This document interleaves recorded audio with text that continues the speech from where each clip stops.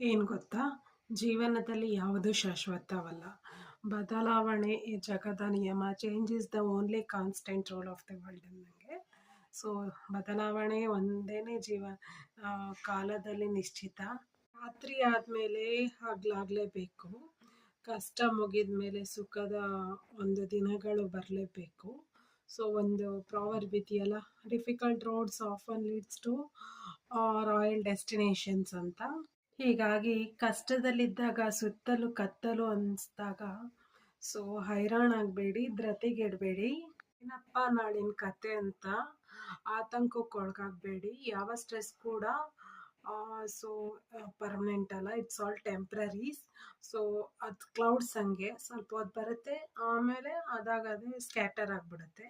So ಸುಧಾಮೂರ್ತಿಯವ್ರು ಹೇಳ್ದಂಗೆ problems and goodness are like a miseries. So helium balloons.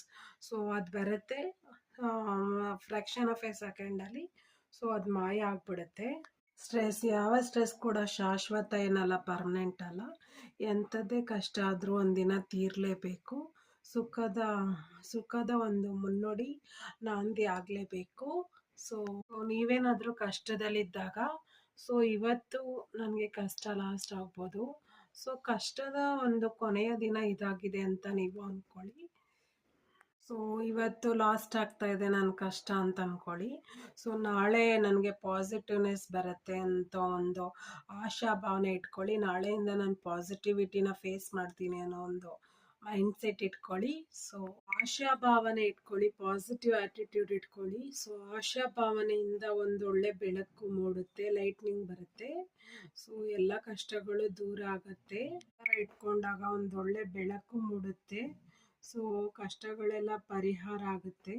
So ಆ ಬೆಳಕಿನಿಂದ ನಿಮ್ಮ ಜೀವನ ತುಂಬ ಉತ್ತುಂಗಕ್ಕೆ ಹೋಗಲಿ.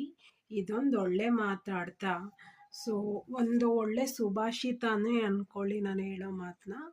ಇದೊಂದು ಒಳ್ಳೆ ಮಾತಾಡ್ತಾ ಸೊ ಇವತ್ತಿನ ಒಂದು ಪಾಸಿಟಿವ್ ಥಿಂಕಿಂಗ್ಸ್ ಬಗ್ಗೆ ಒಂದು ಒಳ್ಳೆ ಮಾತಾಡ್ತಾ ಇವತ್ತು ನಾನು ಸೈನ್ ಆಫ್ ಆಗ್ತಾ ಇದ್ದೀನಿ.